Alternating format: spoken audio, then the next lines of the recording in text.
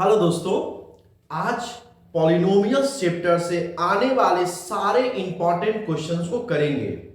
इस वीडियो का हम दो पार्ट बनाएंगे और दो पार्ट में पूरे इंपॉर्टेंट वीडियो कंप्लीट कर देंगे। अगर आप ये दोनों वीडियो को देखते हो तो इससे बाहर आपको पॉलिनोमियल्स पढ़ने की जरूरत नहीं है, क्योंकि पूरे बेसिक से आपको कॉन्सेप्ट को सिखाया जाएगा। आइए सबसे पहला एक पॉलिनोमियल्स का क्वेश्चन को सॉल्यूशन करते हैं। पॉलिनोमियल्स का एक क्वेश्चन अगर हमारा आता है x square plus 7x plus 10।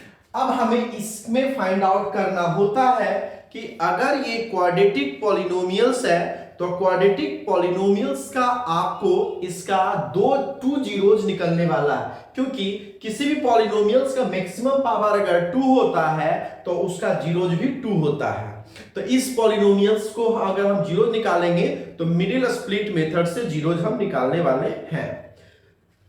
अब देखिए सबसे पहले क्या बात है कि मिडिल स्प्लिट कैसे करते हैं। मिडिल स्प्लिट जो करते हैं बच्चों, इसमें सबसे पहले क्या करेंगे, इस मिडिल वाले टर्म को, इसके मिडिल वाले टर्म को हमें दो ऐसे तोड़ना है, दो पार्ट में ऐसे ब्रेक करना है। जैसे 7 को हम लोग लिख सकते हैं, 7 को हम लोग लिख सकते हैं 5 प्लस 2, 7 को हम लोग लिख सकते हैं 3 प्लस 4, कुछ भी लिख सकते हैं। 7 को हम लोग लिख सकते हैं 7 को हम लोग लिख सकते हैं 6 plus 1।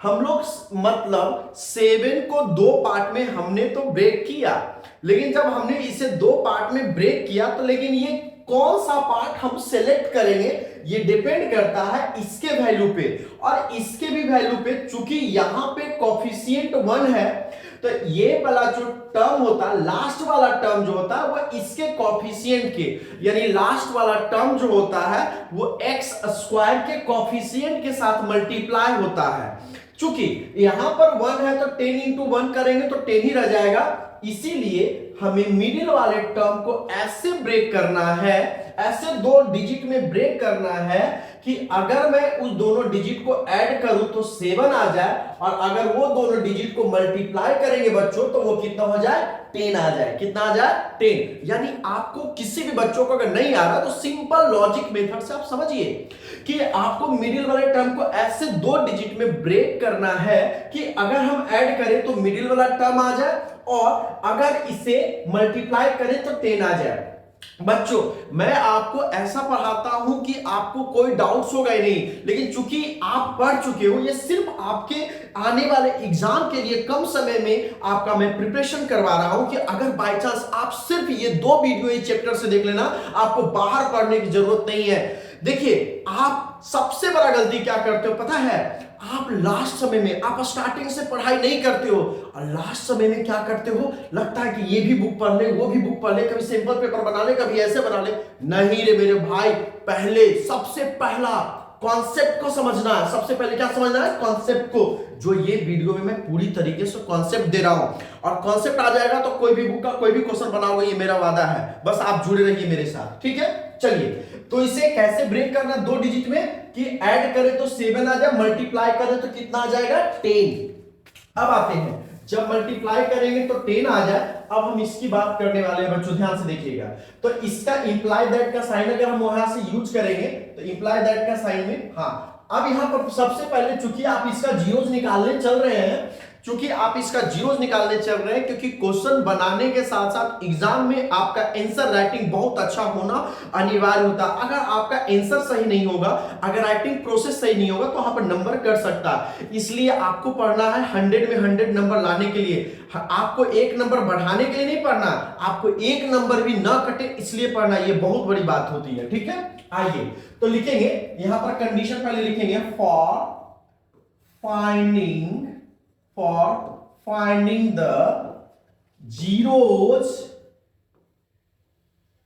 for finding the zeros,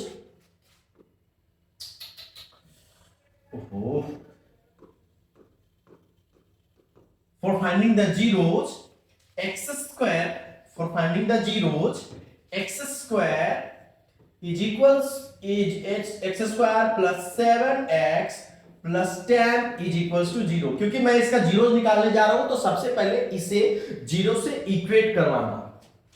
जब बच्चा आप इसको जीरो से इक्वेट करवाओगे तो क्या मैं लिख सकता हूं, x square plus 5x plus 2x plus 10 is equals to 0।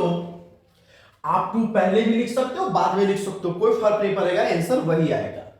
अब हम लोग बच्चों यहां से इसके बीच में कॉमन लेंगे और इसके बीच में कॉमन लेंगे। अब इसके बीच में कॉमन लेंगे तो क्या हो जाएगा, x मेरे को कॉमन आ जाएगा। कॉमन क्या आ जाएगा, कॉमन आ जाएगा मेरा x, और यहां पर क्या बचेगा x प्लस 5। अब तुम बोलोगे सर कैसे, तो इससे भी समझते हैं। अगर आपके पास x स्क्वायर प्लस 5x है तो दोनों में कॉमन हम कैसे लेते हैं, इसकी बात करते हैं। दोनों में कॉमन कैसे लेंगे कि देखो, अगर मैं इसको एक्सपेंडेड फॉर्मेट में लिखता हूं तो x स्क्वायर को लिखूंगा x इंटू एक्स प्लस इसे मैं क्या लिखूंगा 5 इंटू एक्स। अब बताओ प्लस से ये क्या किया गया, सेपरेट किया गया है। तो बताओ ये दोनों में सब में सेम कौन है, तो ये हमारा x का x सेम है। क्या बच्चों, x सेम है, तो मैं ये दोनों से x बाहर मतलब छीन कर लेके आएंगे, छीन कर ले भाई, दोनों में कॉमन है, काट दो, तो क्या हो जाएगा x प्लस 5।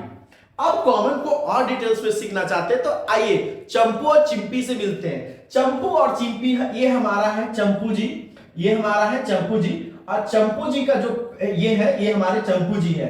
चंपू जी अपना दुकान में ना, चंपू जी अपना दुकान में आम बेचते हैं। अच्छा, आम बहुत सुंदर बना है, कोई बात नहीं, ठीक है, ये आम बेचते हैं। और चंपू जी क्या बेचते हैं, केला भी बेचते हैं। और चंपू जी क्या बेचते हैं, केला भी बेचते हैं।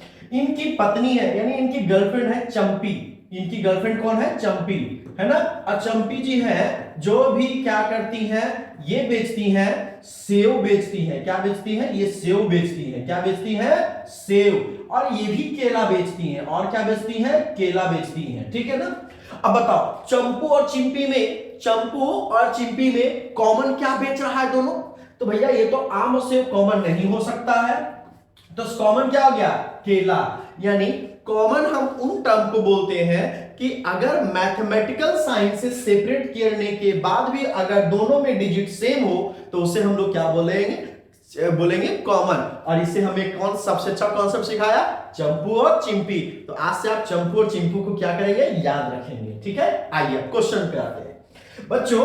अब यहां से देखो, अब यहां पर से कॉमन लेना है, तो ये दोनों में मेरे को दिख रहा है कि 10 में भी 2 आता है। 10 में भी क्या आता है, 2। 10 को हम लिख सकते हैं 2 इंटू 5।